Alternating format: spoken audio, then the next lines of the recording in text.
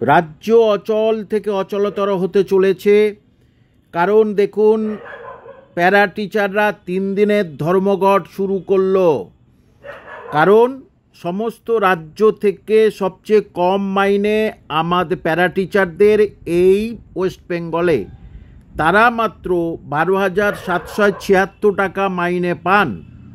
অন্যান্য রাজ্য আসামে তার ডবল তারা পায়। এবং এই প্যারা টিচাররা প্রচণ্ড খাটাখাটনি করে। আমি একজন স্কুল শিক্ষক হিসাবে জানি, তারা কারোর মুখের উপর কোনো কথাই বলে না, সব কিছু মেনে চলে। কারণ তারা জানে 2-4টে প্রাইভেট টিউশনি করি।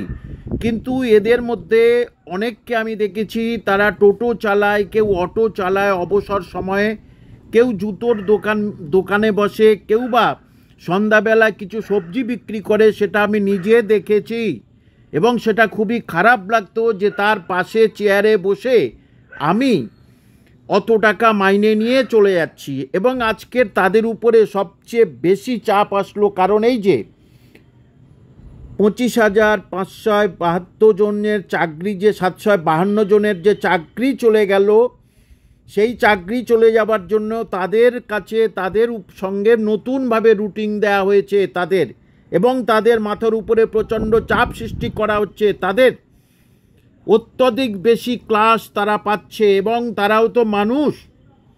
তাহলে সেটা স্কুল শিক্ষা দপ্তরের দেখা উচিত। এই কিছু দিনের জন্য অন্তত পক্ষে তাদের মাইনে বাড়ানো উচিত বলে আমি মনে করি, যতদিন না এই কেসের ফয়সালা হচ্ছে। এবং তারা অত্যধিক বেশি কাজ করছে। অন্তত সবার হয়তো প্রায় 6টা থেকে 7টা ক্লাস করতে হচ্ছে, অর্থাৎ কেউ হয়তো বসেই নেই, প্রত্যেকটা পিরিয়ডে ক্লাসে যেতে হচ্ছে, কারণ তাদেরকে টানতে হচ্ছে সব কিছু। কিন্তু রাজ্য সরকার যেই আসলো, এই সরকার তৃণমূল সরকার এসে বলেছিল আপনাদের মাইনে বাড়িয়ে দেবো, তাহলে রাজ্য অচল হতে চাচ্ছে এটা নিশ্চিত। এবং এদিকে পাহাড়ের স্কুলের দুর্নীতির জন্য, আপনারা শুনেছেন, পাহাড়ের স্কুলের দুর্নীতির জন্য তাদের কোনো রেকর্ডস নেই। তার আগে থাকতে কোনো সেখানে করেনি শিক্ষকতা। টাকার বিনিময়ে এই সরকারের কিছুজন তাদেরকে চাকরি করে দিয়েছে, এবং এই তৃণমূল সরকারের কিছু মানুষ তাদেরকে চাকরি করে দিয়েছে। এটা অনেক আগে থেকে কমপ্লেন আসছিল।